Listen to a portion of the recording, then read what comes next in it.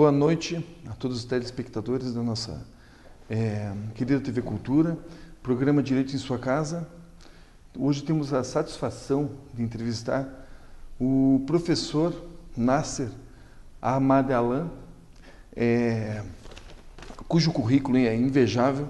Ele é mestre e doutor pela Universidade Federal do Paraná, área de concentração em Direitos Humanos e Democracia, advogado trabalhista que defende a categoria bancária e advogado do Instituto Declatra também, milita na área trabalhista há mais de 15 anos, é professor de Direito do Trabalho licenciado da Unibrasil e tem uma obra que eu tomo a liberdade de mostrar aqui, que é Repressão e Resistência, do dia 29 de abril, que ocorreu no Centro Cívico de Curitiba, os fatos que foram noticiados nacionalmente acerca da repressão dos professores do Paraná, postos nesse livro aqui, nesta obra, pelo professor Nasser. Professor Nasser, muito boa noite, muito obrigado pelo aceite do convite. E a gente começa essa entrevista buscando os motivos pelos quais foi lançada essa obra e o que ocorreu nesse dia. Eu sei que o senhor, inclusive, estava lá nesse dia 29 de abril. Bem, boa noite a todos e a todas, né? É uma alegria de participar do programa. Eu, juntamente com o professor Luiz Fernando Lopes Pereira, que é coordenador do curso de pós-graduação em Direito na Universidade Federal do Paraná, conversamos no ano passado, logo após o 29 de abril, a gente estava conversando sobre os aspectos que levaram sobre o contexto todo, né? Explicando exatamente aquilo que havia ocorrido, as decisões judiciais, contando um pouco dos fatos, porque eu participei mais ativamente disso, advogava na época para a APP, sindicato, né? O Sindicato dos Professores relacionados à questão da greve, né, deles, defendendo o direito de greve. Então, relatando um pouco do que tinha acontecido, e dessa conversa surgiu a ideia de nós produzirmos e organizarmos um livro que pudesse registrar historicamente os fatos e pudesse servir de registro histórico para gerações futuras a respeito daquilo que aconteceu no dia 29 de abril de 2015, né? Que foi aquela brutal repressão a professores, educadoras, servidores do Estado do Paraná. Perfeito. Professor, a gente assistiu às cenas lamentáveis, eu estive também no dia dessa manifestação dos professores, que foi injustamente repelida. E, assim, o título, Repressão e Resistência, ele é bem emblemático. E o que representou o dia 29 de abril, e, assim, a gente viu, inclusive, cenas do nosso parlamento estadual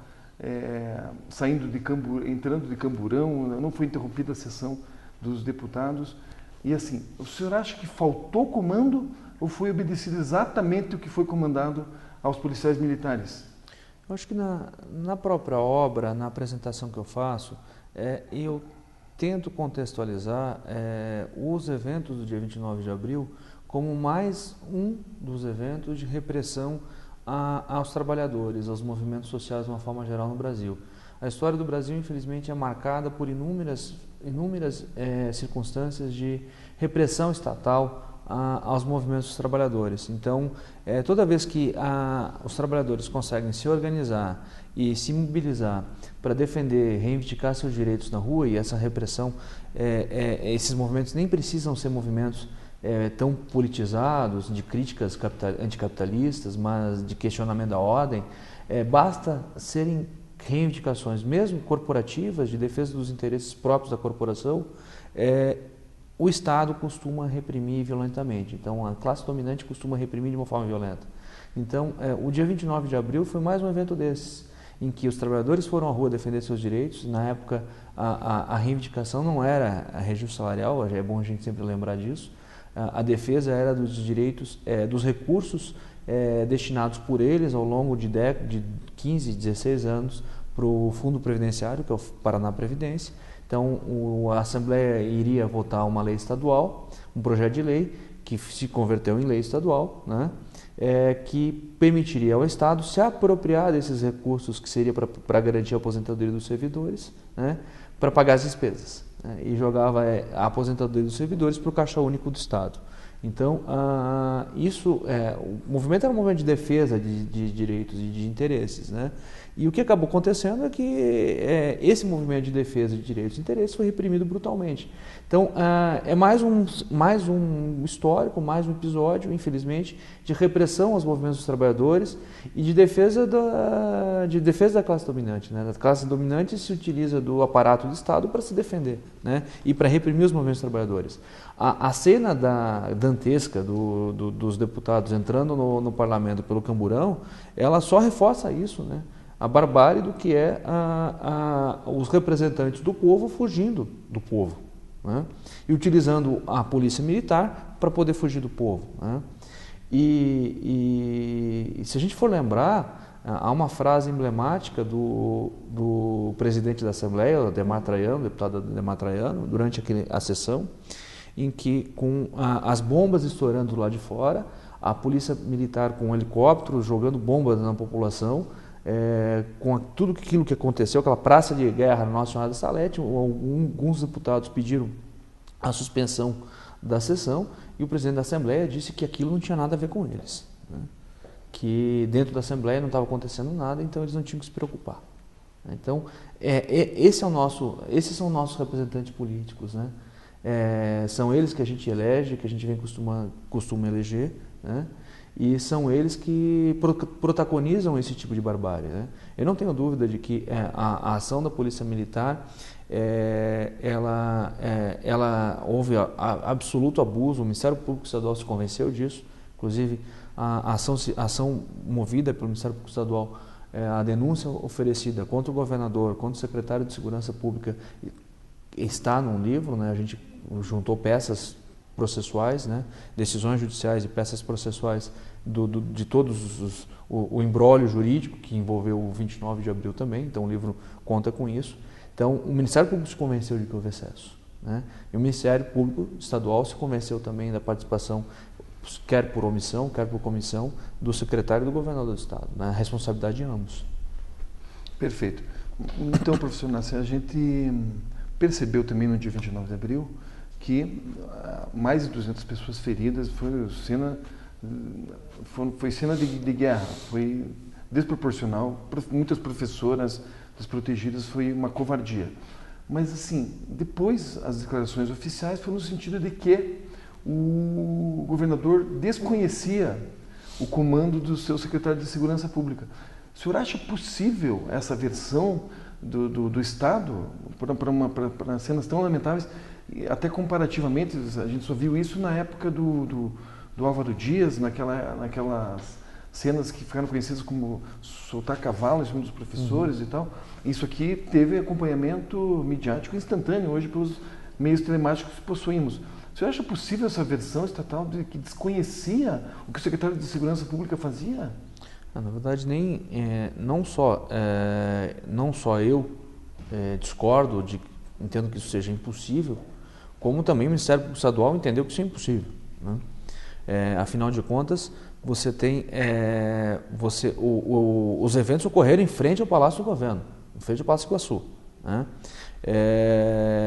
E uma ação desse porte, uma situação tão delicada, tão tensa como acontecia. Vamos lembrar que não foi o único evento nesse contexto que aconteceu isso, né? Há 2 noites antes, a Polícia Militar invadiu um acampamento durante a madrugada, agrediu professores. No dia seguinte, à noite, a mesma coisa. Então já vinha um processo de tensionamento muito grande. Então o governador não tinha a menor chance de não saber o tamanho da ação planejada pela Secretaria de Segurança Pública e pelo Comando da Polícia Militar, como também não tinha a menor chance de não saber, porque a ação não foi instantânea, ela durou bastante tempo, né? Então, os eventos de repressão aos trabalhadores, eles duraram mais de 1 hora, né? E durante essa 1 hora, alguns deputados tentaram, junto à chefe da Casa Civil, que ele determinasse, que o governador determinasse a paralisação da ação policial, né? E sem nenhuma efetividade, né? Então, o governador não só sabia, na minha visão, acho que antes, inclusive, como durante podia ter feito o pedido determinado que a ação se paralisasse, não fez, né? Esse talvez seja um dos principais fundamentos do pedido de impeachment que foi encaminhado à Assembleia pela omissão do governador em relação à ação, né? Se não há provas até prévias, e isso é difícil a gente falar que existe uma prova, a não ser que o próprio Francisquini diga que foi o governador que determinou aquilo, né? Mas se não há provas de que ele determinou a repressão daquela forma, né, a ação policial daquele jeito, ele participou do planejamento, se não há provas disso, na pior das hipóteses, há evidências claras e há indícios claríssimos de que houve omissão do governador no que se refere à força ou uso desproporcional da força policial, né? A violência policial desferida daquele dia, né? Isso me parece bastante claro. Se não houve um ato comissivo, um ato omissivo, né? Ele foi omisso no que se refere a determinar a paralisação. Então, muitas pessoas poderiam não ter sido agredidas, poderiam não ter sofrido lesões, né, como sofreram, se ele tivesse determinado que se paralisasse, né? A paralisação da ação policial. Perfeito. Aproveitando aqui que você falou sobre o aspecto do impedimento do governador Beto Richa, o senhor é signatário de uma petição de impedimento do governador Beto Richa, junto com outros advogados, inclusive eu assino essa petição. Quais os fundamentos lançados para o pedido de impedimento, professor Nasser? A petição ela trazia vários fundamentos, mas acredito eu que o principal é esse aspecto da omissão. O Estado estabeleceu a lei de responsabilidade fiscal, a lei de responsabilidade, a lei que agora está muito em voga, inclusive, que trata dos crimes de responsabilidade do presidente da República, se aplicam também aos governadores estaduais. E um dos incisos traz como crime de responsabilidade ação ou omissão no que se refere ao uso da violência contra a população. É exatamente onde a gente enquadraria e enquadra mais claramente o governador do estado naquele episódio, né? E acho que era o fundamento central do pedido de impedimento dele, né? Que foi a flagrante omissão em relação à violência utilizada pela Polícia Militar do Estado do Paraná contra os servidores e professores aquele dia. Então, esse era o foco central do pedido de impeachment, né? Que infelizmente foi arquivado, né, preliminarmente, né, pelo presidente da Assembleia. Sumariamente. Ab initio. Professor Nasser, age corretamente a APP Sindicato na defesa dos seus trabalhadores, dos professores que são conhecidos por resistir às investidas do patronato, resistir às investidas que se tem contra a classe dos trabalhadores nas escolas estaduais, nas escolas municipais. A APP continuará nessa questão vanguardista, defendendo os interesses dos professores, da sociedade, e eu queria dizer, assim, qual que é a memória que fica, tanto da APP quanto do senhor, quando lança esse livro, juntamente com o professor Luiz Fernando, qual que é a memória que fica disso aqui, qual a mensagem que o senhor quer deixar para os professores que estão nos assistindo, os professores que fazem parte que participaram da repressão, sofreram repressão e fizeram uma resistência ao Estado que foi, mais uma vez, truculento. Qual a mensagem que o senhor deixa em relação aos próximos passos, a essa obra do senhor e a APP na defesa incondicional dos trabalhadores e professores? Na verdade, eu acho que o ponto central de tudo que está acontecendo no país hoje, ele se encontra na constatação de que nada, mas absolutamente nada é de graça. Os direitos eles não são outorgados por ninguém, os direitos eles são conquistados. Então, e se mesmo aqueles direitos conquistados eles não estão imunes a tentativas de vilipêndio deles, né, de supressão. Então, quando a gente fala em movimentos sociais, movimentos de resistência, são movimentos para conquista de novos direitos, movimentos de resistência ao ataque aos direitos que existem. Então, quando o APP e os servidores, de uma forma geral, fazem atos, o livro ele tem essa intenção também, de memorizar as lutas. A memorização das lutas ela serve para consolidar o movimento social de resistência, um movimento social de reivindicação de direitos, um movimento social com uma forma, na sua essência mais natural, na sua essência mais genuína, que é um movimento de reivindicação, de organização, de segmentos sociais não governamentais, mas de segmentos sociais que têm uma pauta definida, têm uma pauta política clara, né, e intenções claras em relação a isso, interesses que são defendidos, mas também movimentos de resistência ao ataque que vem, né? Então nós não temos nada na nossa sociedade garantido, então nós temos sempre que lutar pelos nossos direitos, e a resistência aos ataques é fundamental. Então, quando esses eventos como este, que são memorizados memorizados, não comemorados, memorizados no sentido nós sofremos, mas lutamos, são fundamentais para a própria formação da consciência de classe dos trabalhadores. Então, a classe trabalhadora ela tem que ter a consciência de que ela, organizada, tem condições de lutar por seus direitos, tem condições de resistir ao ataque aos seus direitos. Acho que esse é o ponto central da ação dos sindicatos, da ação da APP em relação ao ocorrido. Quando a gente pensa em construir, em ter um livro que venha contar um pouco da história do 29 de abril e registrar historicamente e registrar alguns documentos para o futuro, realmente não permitir que no futuro venha se deturpar o que aconteceu, né? Então, qual é a narrativa do que aconteceu?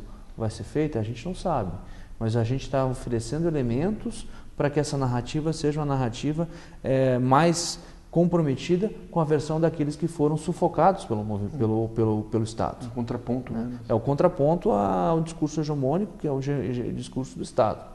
Então, é o que o Walter Benjamin falava de escovar a história contra pelo, né?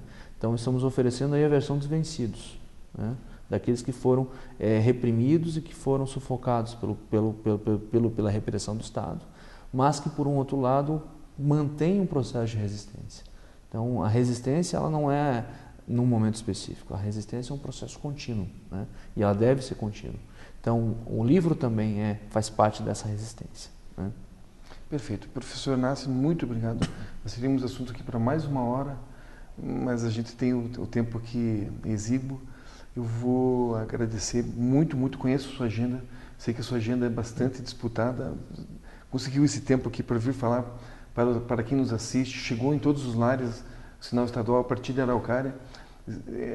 Enorme agradecimento aqui em nome do programa Direito de Sua Casa, que chega em todos os lares. Mais uma vez agradeço, professor Inácio.